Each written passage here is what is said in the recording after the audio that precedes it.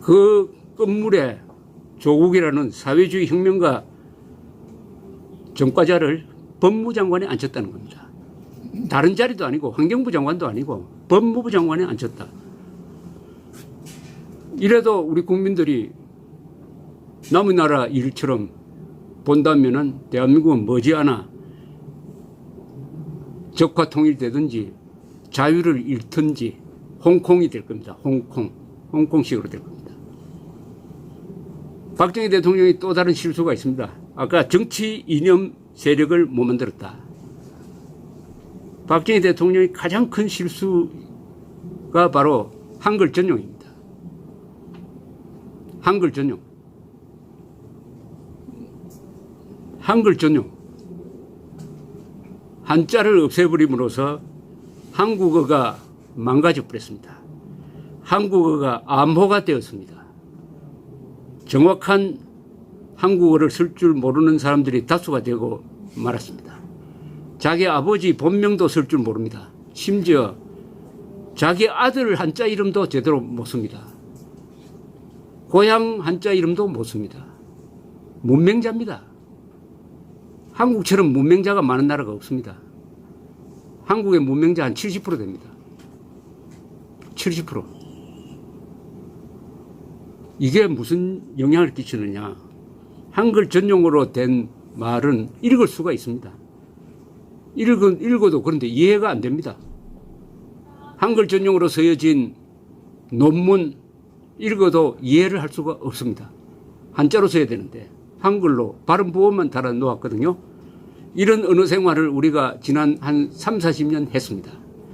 이렇게 하면은 한국 사람들이 머리 구조가 어떻게 되느냐. 단세포로 바뀌어 버립니다. 복잡한 걸 이해를 못해요. 복잡한 문장을 이해를 못합니다. 그러면은 어떻게 되느냐. 선동에 넘어갑니다. 선동에. 한국 사람들이 한글 전용을 선택을 함으로써 반신불수가 된 언어 생활을 한 세대쯤 계속 하다 보니까 좌익 선동에 그냥 그대로 넘어가 버립니다. 양극화 선동. 저쪽 선동 많잖아요. 양극화 선동, 친일파 선동, 그리고 민족 선동, 평화 선동. 여기에 우 따라갑니다. 왜냐? 정확한 말을 구사를 해야 분별력이 생깁니다. 분별력. 한국 사람들은 분별력이 약해졌어요. 분별력은 세 가지입니다. 우리 국민들이 꼭 가져야 될 분별력이 세 가지예요. 첫째는 진위 분별력이 있어야 됩니다. 뭐가 가짜냐, 뭐가 진실이냐.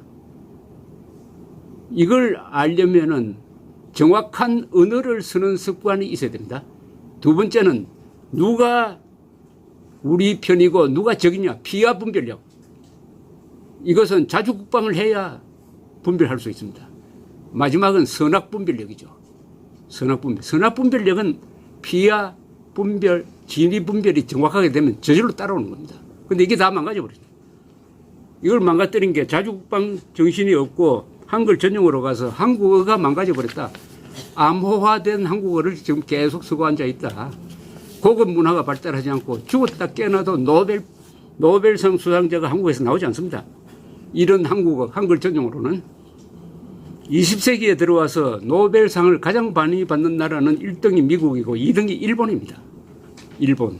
일본은 매년 노벨상을 만들어내는데 왜 그렇겠습니까?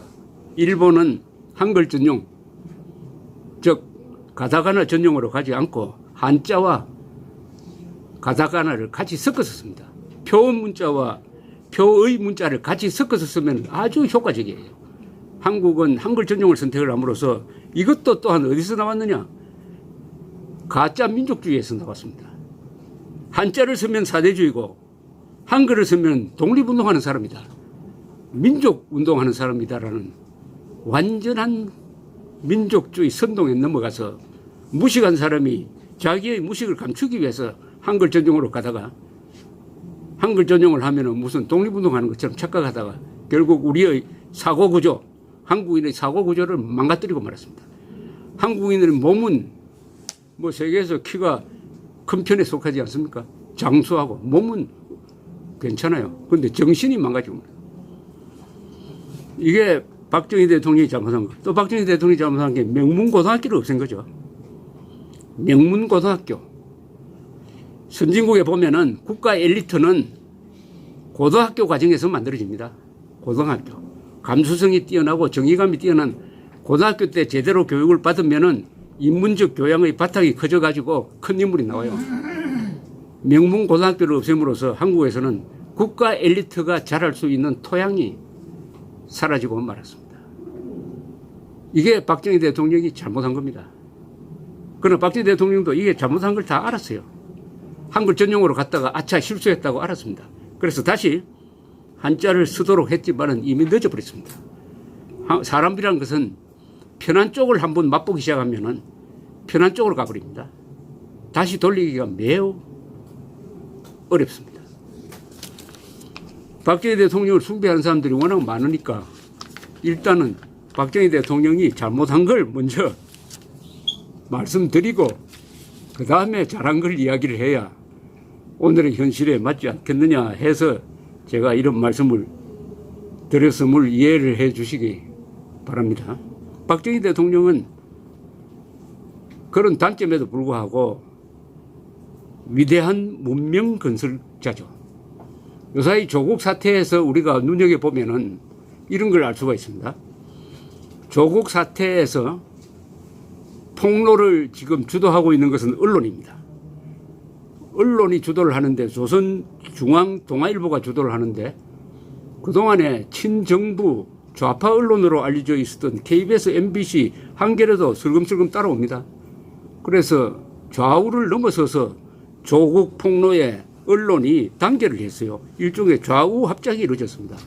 이런 일은 한국에서 좀 드문 일인데 박근혜 대통령 탄핵 때 좌우 합작이 이루어졌습니다. 그때는 조선중앙동아일보도 앞장서 가지고 박근혜 공격에 KBS, MBC, 한겨레와 손을 잡았습니다. 그런 비슷한 현상이 조국 사태에서 일어났어요.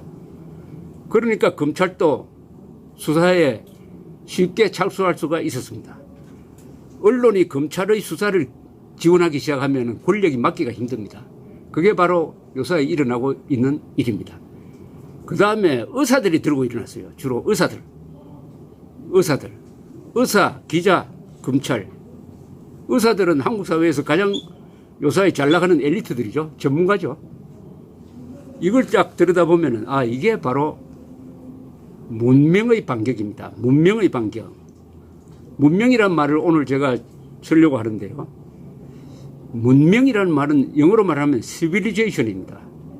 우리가 1948년 8월 15일 대한민국을 건국을 하고 나서 발전시킨 것을 우리가 흔히 경제 발전에 성공했다, 산업화에 성공했다, 민주화에 성공했다고 하는데 이걸 다 한 개념으로 묶어버리면은 문명 건설에 성공한 겁니다.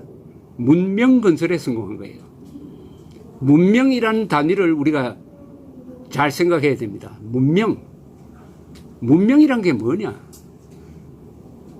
문명이란 것은 민주주의, 자본주의, 법치, 기업, 군대, 과학 이런 걸 다 아우르는 개념입니다. 쉽게 말하면 인간이 인간답게 살 수 있도록 하는 제도적 장치입니다. 정신적 유산입니다. 그걸 합쳐서 문명이라고 그래요. 문명이라고 설명하는 것보다는 야만이라고 설명하는 게 맞겠습니다. 문명이 없는 곳에는 야만입니다. 어디냐? 북한이죠. 북한에 무슨 문명이 있습니까? 북한에 문명이 있습니까? 우리는 문명을 건설했습니다. 문명을 건설하면 거기서 제도가 한국의 의료보험제도 세계 최고 아닙니까? 한국의 의료보험제도, 한국의 의사들 실력 세계 최고 아닙니까? 바로 그 의사들이 이번에 들고 일어났다 이거죠. 의사들 기준으로 보면은 도대체 이런 일이 어떻게 벌어질 수 있느냐. 권력을 등에 업은 자들의 바로 이건 못 보겠다. 그래서 의사들이 들고 일어났어요. 기자들도 문명의 한 기구입니다. 문명에서 제일 중요한 것은 언론의 자유입니다. 언론의 자유가 무너지면은 정치의 자유, 사유재산권 뭐 이런 게 다 무너져버립니다. 민주주의 없어요. 언론의 자유는 모든 자유의 어머니입니다. 기자들이 그동안 못된 짓을 하고 나쁜 짓을 했지만은 이거는 아니다. 해서 기자들이 열심히 취재하고 있다. 이게 바로 문명의 반격입니다. 그리고 한국의 법치주의가 만들어낸 제도가 검찰, 법원, 경찰 아닙니까? 검사들 그동안에 2년 동안 문재인 좌파 정권 심부름 역할 열심히 했는데 그런 사람들 눈에도 이거는 안 되지 해서 수사를 하게 되었다. 이게 바로 문명의 반격입니다. 그래서 저는 지금 비록 이승만 박정희 세력이 정치적으로 밀리고 있지만은 결국은 이승만 박정희 두 분이 건설한 이 위대한 대한민국이란 문명의 반격이 이런 식으로 일어날 거라고 봅니다. 문명의 반격이. 그래서 죽은 이승만 박정희가 살아있는 김정은과 문재인을 괴멸시킬 것이라고 난 그렇게 봅니다. 문명의 반격이 어떤 식으로 일어나느냐? 조국 게이트식으로 일어난다.